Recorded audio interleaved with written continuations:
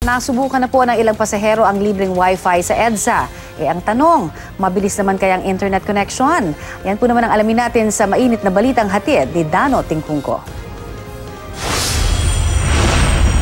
Free Public High-Speed Internet Launch.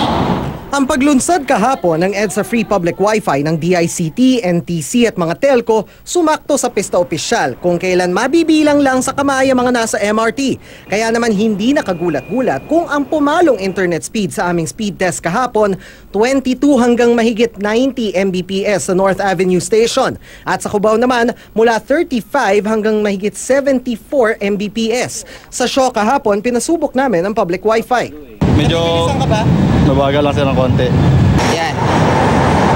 Dumating agad ang mga emails.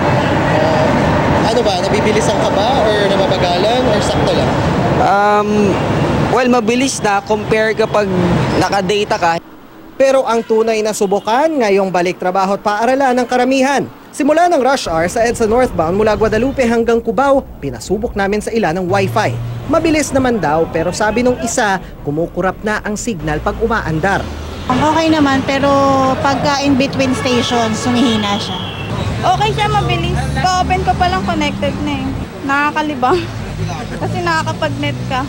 Sa Guadalupe MRT Station kung saan hanggang labas pumapalo ang Wi-Fi, bumilis palalo ang download speed, 88 Mbps. Ang bumagal, upload speed. Mula sa average na 25 Mbps kahapon, 3 Mbps na lang ngayon. At pasado alas 10 ng umaga, muli kaming namulso. Kumusta bilis ng Wi-Fi mo? Sakto lang. Parang tingin ko medyo mabagal. Talaga? Paano? Kasi pag wifi din kasi ginagamit namin. So, pag nagbubukas agad ako sa amin, agad-agad siya nagbubukas. Medyo mabagal. Paano mo nasabi? Kasi nag-ano pa rin siya eh. Naglalag pa rin. Kasi yung pinapanood ko online, hindi naman siya ganong malakas. Siguro dahil na marami ring nakakonect. Kaya siguro mabagal.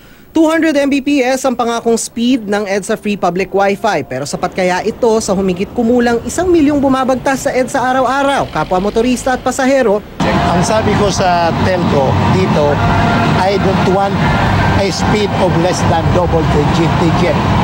So 10 megabytes per second, iyan na ngayon ang in effect global standard. Nagtaas na from 5. Pero dito nga, we are hitting 200 to 300. So sa tingin ko naman, Mbps. Bukod sa People Connect network ng DICT, provider din ng public Wi-Fi ang Smart at Globe. Paniguro nila, sapat ang bandwidth nila para sa lahat. For Globe, we can serve 1,000 commuters in one particular in each of the stations, no? So that capacity is more than enough. We've had already quite a bit of experience with public places and transport hubs. The capacity that we have provided for those areas have been sufficient for their requirements. Dano Tingkungko, GMA News.